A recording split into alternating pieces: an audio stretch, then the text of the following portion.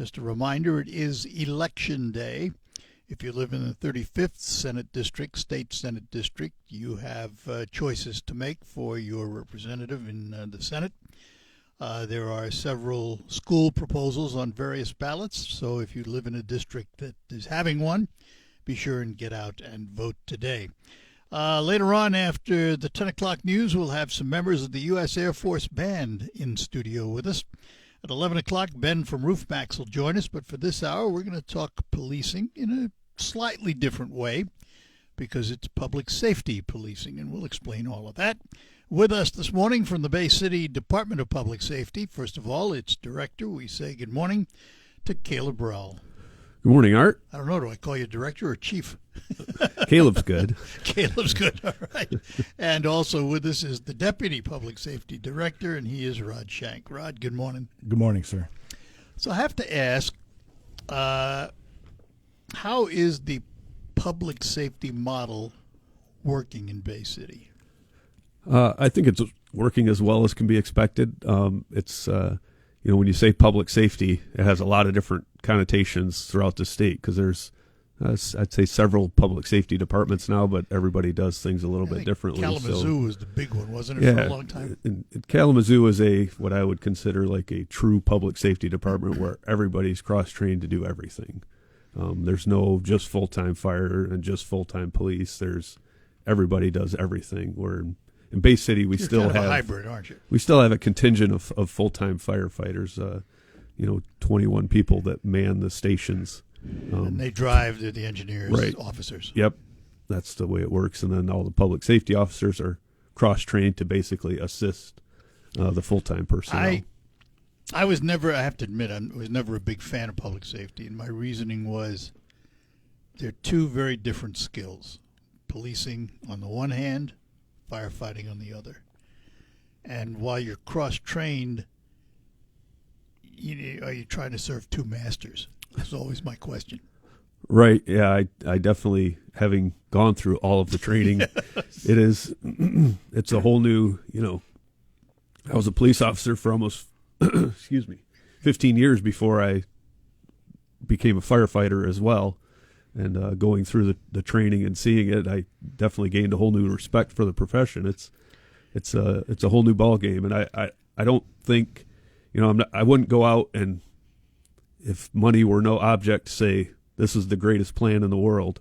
But it does save. But it does save, a ton of money for the city. And at the time when we transitioned, the city was in pretty dire straits, and it saved, millions of dollars each year. So, Rod, let me ask this, because even for someone to be a volunteer firefighter, they have to get firefighter 1 and 2. Yeah. Are all your officers qualified with 1 and 2? Most all of our public safety officers are. We have a few that are yet to be trained because they're just getting out of the police academy and field training. Good luck to them. Yeah, and then we have at least one that had a medical reason that he couldn't complete the training, though he wanted to. But of the 54-ish officers, sworn officers that we have on the street, about 50 of them are. So where do they carry the gear? In the cars, in the trunks? Yep. We have Tahoes and Ford Explorers, so they carry it with them. And they seem okay with it? Yeah. If they want to work, they have to be. But when we talk about recruiting nowadays, we're kind of unique. So we are recruiting men and women that want to do both jobs, so they are very excited about it. Guys in our generation, maybe not as excited when we first started. Or my generation. But definitely we're attracting those people that wanted to do both. In fact, a lot of the people we're interviewing for the law enforcement side are already fire-trained people that are volunteers in their local communities. And that's an advantage for you, of course. Sure. Are you putting them through the police academy? Yes. It seems to be the trend these days. Yeah, if you go to the academy graduations at Delta, you might see, whether they have anywhere from 10 to 30 people in them, but nearly all of them have a job or were sponsored going through the academy. It's very rare to find somebody that put themselves through anymore. So what's recruiting like in these days? Well, it's tough. You have to go through a lot of people. So in the past you had to go through an academy first before you'd even get an interview. And now you're taking people that may not have any training whatsoever in law enforcement, but want to do, something and want to serve their community. So you kind of have to weed through a lot of resumes and a lot of interviews to get to the people that you feel are good bets, because, by the time you sponsor them to the police academy, put them through an FTO program, put them through a fire academy, you're a year. You got some money invested. A year invested, not to mention the money for the training and the equipment, down the road. So you're, several $1,000s into that person by the time all is said and done. But the bodies are out there. They are out there. We're keeping our head above water as far as that's concerned. I don't ever say we're fully staffed anymore, because when I say that, something always seems to happen. But we're on the right track. All right. So there was much discussion in the news several times, because it came before the council several times, Bay City Commission, about this immigration policy. Where is it? What is it? Without getting political, because I know that's outside your realm. Oh yeah, I avoid that part like the plague. But I thought so. They ended up passing. The commission ended up passing they called it affirming constitutional policing, which means resolution, what? Which it's kind of a more of a statement than really anything. Just basically saying we're going to follow the law and the Constitution, which it's kind of a requirement. But you swear to it, right? I think kind of the national stage kind of took front and center. And Bay City is a lot different than the national politics. Is there anything in that policy that restricts the way you deal with the federal government, ICE, any of the agencies at all? No, nothing. The resolution doesn't change anything with the way we operate. It just kind of affirms that that's the way we operate, I guess would be the best way to put it. Because the one thing that came out of 9/11 was the lack of communication between agencies. And that's changed a lot, hasn't it? Yes, very much so. I'd say we work better with our federal partners now than we ever have. We actually have several officers on a task force, with the FBI, the Safe Streets Task Force, and the trying to remember the title of it, but the computer crimes against children, violent crimes against children task force, which is a lot of computer-based investigations. So we partner with them on a daily basis, and we would be severely hampered without that, because they have a lot of resources that they bring to the table that a community like Bay City doesn't have otherwise. Yeah, we have a crime prevention council in Saginaw. It's half of its chiefs sitting around talking, and we get federal officers and prosecutors and judges and the whole bunch. And it's been going on since actually before 9/11. It started in 1999. So, all right, we're going to take a break. Come back. We'll talk more with our guests from the Bay City Department of Public Safety, and we will do that after these notes. Since 1947.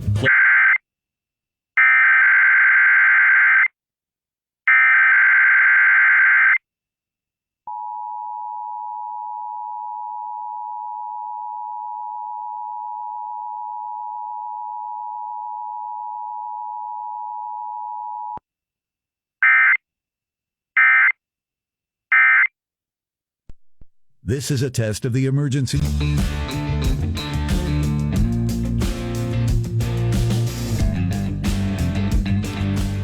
And we're back with you in studio with me, the Public Safety Director of the Bay City Department of Public Safety. He is Caleb Rowell. And with us, the Deputy Public Safety Director, Rod Shank, both with the Bay City Department of Public Safety. I was just kidding during the break. How are the bridges? They're still there. What's that done for traffic in the city, though? Realistically, we kid about them and we laugh about them a lot. Yeah. But there are serious sides to what's going on. Yeah, I mean, Veterans Bridge, which is the only state bridge that's open and free, no toll, it's a very congested every day, and it causes traffic backups, and so all the intersections around there get clogged, and if you have an accident up there, it's Good luck. it's very treacherous. And the other question about that bridge, of course, is when they finally get Lafayette done, what kind of condition is Vets going to be in? Right. Probably going to need a pretty good overhaul. Yeah, definitely probably going to need some maintenance. Serious maintenance. And the other two bridges still carry light traffic. Certainly lighter. Yeah, it's noticeably different than Veterans Bridge, that's for sure. Have you seen any increase in traffic on those bridges, though, at all? I think you have more city residents using them while it's still free for them for the first 5 years. So I think a little bit more, but it's still pretty light. I assume they don't charge you to send a police car across the bridge? No, that's It's written in the contract. one of the deals, yes. It's a good deal. So typically, let's go back to the public safety side of this for a minute. An officer's in his car, he's on patrol. A fire call comes in. How many respond? Our policy says we'll keep 2 people clear for police calls. That So was going to be my next question. anybody else that's working would respond. Obviously, during the daytime you have a lot more response because we have, our entire detective bureau, our school officers go if they can go. Our community policing division is usually there during the day. So you have a lot more bodies more quickly, where at night, if you keep 2 people clear, you may have 3 or 4 PSOs that can respond with the fire. And there have been times where we've sent more people to the fire and just asked either the sheriff's department or the state police, hey, can you cover the city for a couple hours? And they've always accommodated when possible. So it's worked. So far. Yes. I know it's worked in Bay City for the best part. And as I said, I was not a big fan, but I have to say, kudos to the department. First of all, you've trained your guys well. And that's half the secret, isn't it, Rod? Oh, certainly. Training is everything, and our fire division is very big on the training aspect, and getting the law enforcement side to the training is a little more difficult because, of course, they got to do law enforcement training as well. And but we do a really good job with the coordination, and again, it's hard work that they're doing every day. It's an extra burden for both sides, and it does seem to work. It's not the best for either side. It's not the best for law enforcement, not the best for fire, but in a city like Bay City, it works. It's best for the city. Correct. And the other thing too, I don't know how many people realize, but if you're a law enforcement officer or a firefighter, training is constant, Yeah. all the time. Yeah, mandated by the state on both sides of it. So yeah, the training is ongoing. It's not just firearms and driving anymore. It's a variety of things, from dealing with mental health to We're constantly having de-escalation. to take certification tests, certifying this or privacy, cyber, you name it. Yeah. Yeah. You're laughing because you've all done it, right? Yes, yeah. We're still doing it every year. Bloodborne pathogens and hazmat every year. Yeah, all that stuff, right? And you keep doing it, but that's what makes a good officer, isn't it? Absolutely. So give everybody, Caleb, an idea. When you hire someone, either they're a firefighter and you have to go to the academy for policing, or they're a police officer, have to go to firefighting. What's that first year on the job like for them? You want to talk about training? It's very stressful. You're sitting in a classroom for much of the police academy and the fire academy. A lot of it's classroom learning. Right. You have your hands-on portions and your physical aspects of it, but it's just monotonous. It's a lot of information being thrown at you, and that first year, you get through the police academy and you're celebrating, going, "Yes, I made it. I'm finally done with that. I get a break," and then you go into the FTO program, which is probably Which we're going to talk about. 5 times more intense than the police academy, because you're out doing constantly being evaluated while you do your job, every day. And then you finally complete that, and then, generally the way it goes, we send you to the fire academy. the job. It's interesting, though, that the police academy, you get your basics. You learn all the basics there. Right. You learn the law. You learn. But you learn to be a police officer with the FTO, don't you? Absolutely. Yeah. Where you actually have to interact with people and learn how to, calm delicate situations and deal with people grieving, deal with all sorts of things that you just can't reenact at a police academy. And it seems today, maybe the last several decades actually, we've asked our police to become social workers. You've chuckled again. Yes. I've used this comparison before, is that, when the deputy director and I went to the police academy, we didn't get much training at all as far as dealing with people in mental health crisis or any type of intervention other than just talk to them and try to deal with it. But at 2 a.m, we're the only ones out there, so that's who they send. So we go, and we did the best we could. I think we did a tremendous job for a lot of years, given the fact that we had virtually zero training in that type of environment. But now they're at least giving them some training, and we partner with Bay Aranac Mental Health. Mm-hmm. They do ride-alongs with us. We have a much better working relationship. It's not, in my opinion, where it needs to be, but because still at 3 a.m, we're still the only ones there. But at least we have some training to help us get them the help they need. So let me ask this. You're sitting in a classroom with a bunch of young students. Why should they become police officers? Because it's needed. A community can't thrive without good men and women wanting to serve the public. There are so many, when people watch police shows on TV, they see the crime and you're arresting people, and that is definitely, it's part of the job. But a huge part of the job is every officer that we have makes a difference in people's lives that nobody ever sees. I've seen officers, do maintenance on people's houses, while they're working, because it's a person that can't afford it. They had their door kicked in, they can't get it fixed, they don't know what to do. And I've seen officers go to the hardware store, buy the hardware, and fix somebody's door. I've seen water heaters get fixed. I've seen them, buy bikes for kids that got their bikes stolen. There's just a lot of things that you just don't see in other careers. Every day they make a difference. And if that's your calling and that's what you like to do, this is definitely the career for you. So what drew you into it, Rod? Wow, that's a great question. What drew me into it was the opportunity to do something different every day, and obviously serving the community was at the forefront. But it's such a unique profession that you're kind of out there making decisions on your own. I like the tactical nature of it. I like the adrenaline that you get with it, but having to make decisions on the fly that are really important. You feel like your career has a meaning and an impact, and I think that is a lot of it. So when I was going to make a joke and say, obviously he didn't lead with "we do it for the money." We know that. We didn't ask. But it is a great career. It's a profession. It so comes with a lot of stress, but also a lot of rewarding times as well. So when you make it to administration, do you miss the seat in the car? They're looking at each other. I don't think so. I still respect it and try not to forget where I came from, but I really enjoy this part of my career too. Caleb?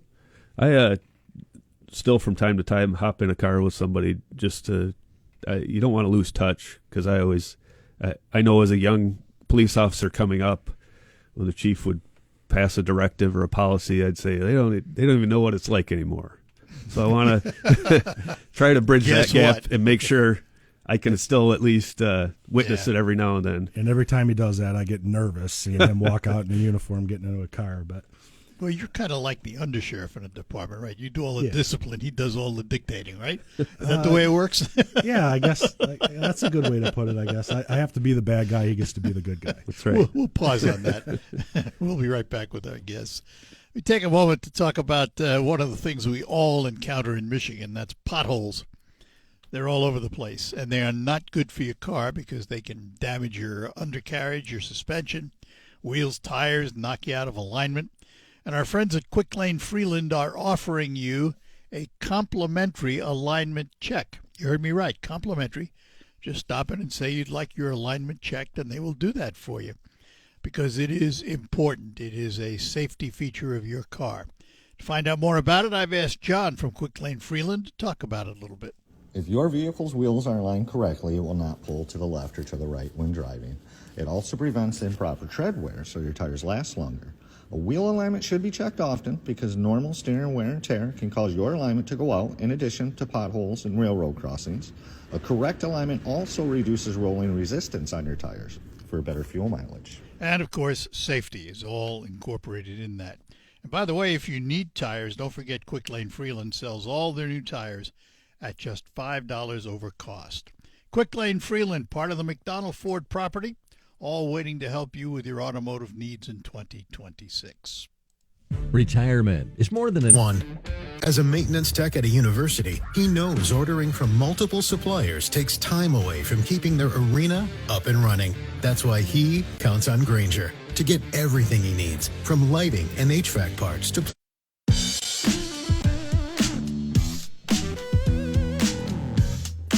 Hi, we're back with you here on WSGW, and with us is Caleb Rull. He is the Public Safety Director of the Bay City Department of Public Safety. Rod Shank, who is the Deputy Public Safety Director, in studio with us this morning. So, if I were to ask you, Caleb, how has policing changed since you first got in? And it's been, 20-some-odd years? Yeah. Yes. There is definitely more scrutiny now than ever before.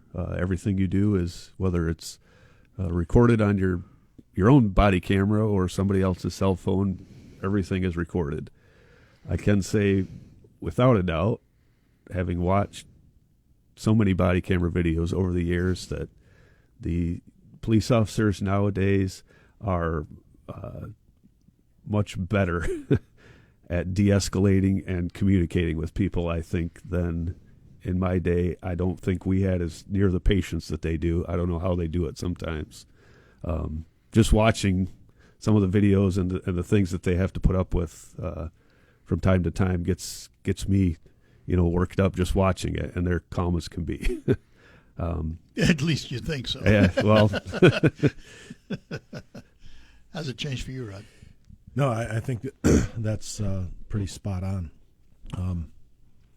It's definitely gotten more in the line of dealing with a lot bigger variety of problems that we get called for, rather than just responding and taking reports and making arrests. It's more of that social worker type hat that they have to wear.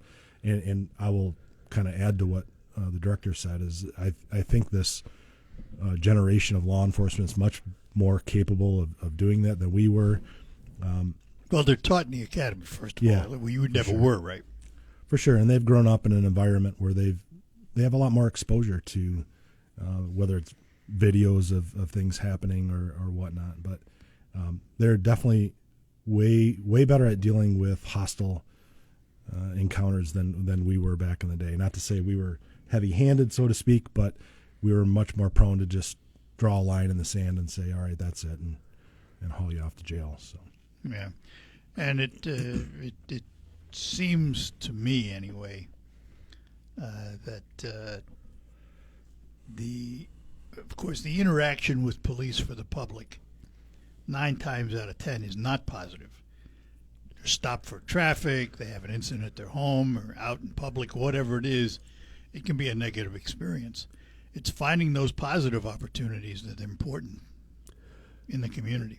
Yeah, I'd say one thing that police have always been good at, I think it's just more apparent now because they have cameras on and you can watch what they did, but it's turning a bad situation into something positive. As I was mentioning before, when you get your little kid gets a bike stolen, it's terrible, but when they find him a new bike or somebody donates one or whatever and you take it to them, it turns that whole situation around and makes it into a positive experience. So, but one of the words comes out a lot is de-escalation. And that's part of the training now, isn't it? Yeah, I mean, de-escalation is I don't know, I call it a catchphrase these days. It's always existed. It's just a matter of what you call it. Nobody ever intends to make situations worse when they show up, but I think they have better tools now to do that, to bring it down than we have in the past. Non-lethal tools too, with the advent of the Yeah, tasers, absolutely. now we burners and all these other things. Yeah, we got tasers partway into our career, Yeah. and I can remember, first getting them. I would always, if force had to be used, we'd end up arresting somebody, and afterwards I go, oh yeah, I forgot I had that. I should have. I probably could have used that. It's just one of those things. But now it's second nature. They know they have all these tools available to them to hopefully try to end situations without people getting hurt. Yeah. All right, one more break, and then we'll finish up with our guest this morning from the Bay City Department of Public Safety. Spring is here, and it's time to see it clear. All right, back with you on the Art Lewis Show. We're talking to Caleb Rull. He is the Public Safety Director of the Bay City Department of Public Safety. Rod Shank is the Deputy Public Safety Director. Just talking during the break. I grew up in New York City. To me, the police officer was the guy that walked the beat in my neighborhood. Yeah. He knew you, and he knew your parents.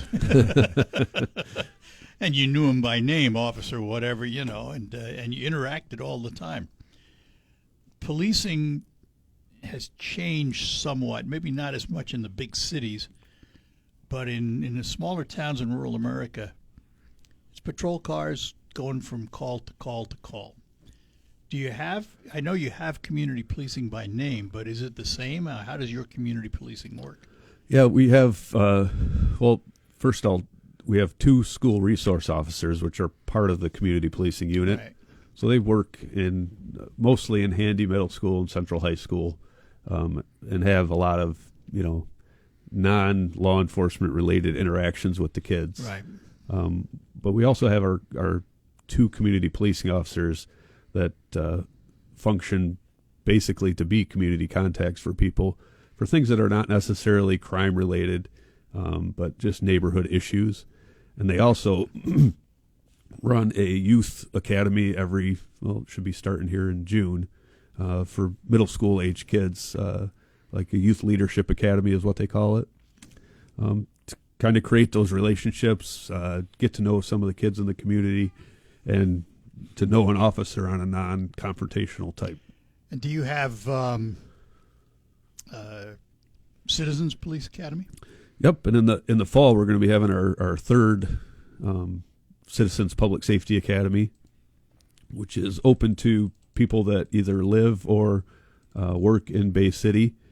The first year we did it, we were getting the word out and got enough applications to fill the class, and then by year number 2 we had to turn some people away. So it's the word has gotten out, and people that have gone through the academy have given very, very positive reviews, whether it's just eye-opening or just getting to know some of the officers at the department. It's been a great experience. How long a course is it?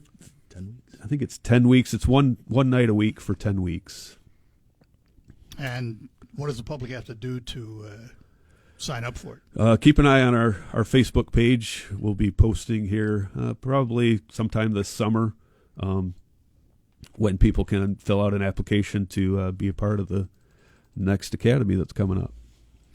And in terms of, we want to go back to where we started, because it was in the news, the immigration policy really has had no impact on you, the way you do your job, the way your officers do the job. No, and in Bay City, we're not exactly we're not a border town or anything of that nature. We very rarely run across people that are, I don't know what the correct term is now, undocumented, here illegally, whatever you want to call it. We very rarely run across people that fit in that category. So it's never really been an issue, and we hope it doesn't become an issue. Yeah. Well, listen, guys, I really appreciate your coming down and spending time with us this morning. Rod, thanks a lot. Yeah, thanks nice for your meeting you. service. Appreciate that. Appreciate it's always it. a pleasure to talk to you. Thank you. Caleb Rull, he is the Director of Public Safety in the Bay City Department of Public Safety. Might be called a police chief elsewhere. And Rod Shank, Deputy Public Safety Director. We thank them for being with us, and we thank you for joining us. We'll be back after these notes. Spring is here.